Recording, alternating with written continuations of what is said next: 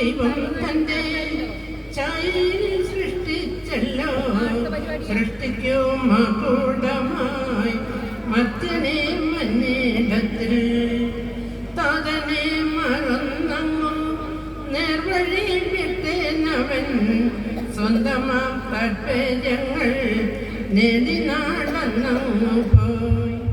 വാഗ്ദാനത്തോടെയുള്ള രാജ്യത്തെ കൽപ്പനയോ ഇന്നിതാ ലോകർപ്പത്തെ മറന്നു പോയിടുന്നു.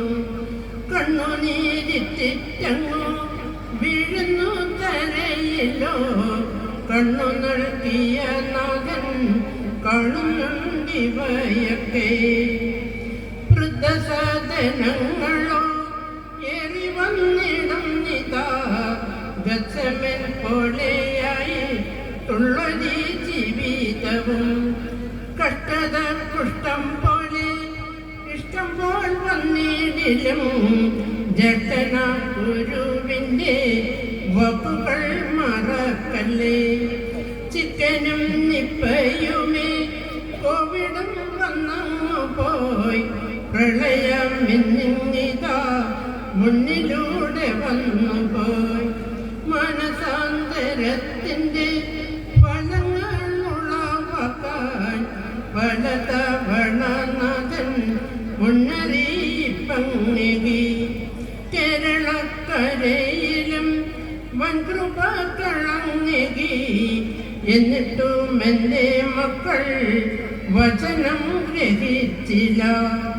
അഹങ്കാരത്തിൻ്റെ മുനയിൽ നിന്നോ സൽഫലം നൽകിയിടാത്ത വൃക്ഷത്തെ പോലായിടും. വാഗ്ദാനം നൽകിയവൻ വാക്കുമാറില്ലെന്നുള്ള സത്യമാതറിയണം. നിത്യജീവനുണ്ടതിൽ. വചനത്തിൻ്റെ ചുരുളഴിക്കാൻ കഴിയുകിൽ ജീവിതത്തിൻ്റെ പൊരുൾ ഗ്രഹിക്കാൻ കഴിഞ്ഞിടും.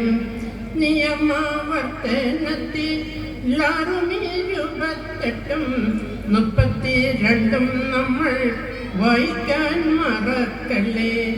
എഫെസോസ് 10:17 വരെയും മനനം ചെയ്തിടുവാൻ ഒട്ടും നാം മറക്കല്ലേ. വെളിപാടൊന്ന് 3 പറയും വാഗ്ദാനങ്ങൾ നാഥനിന്നെ കീഴട്ടെ.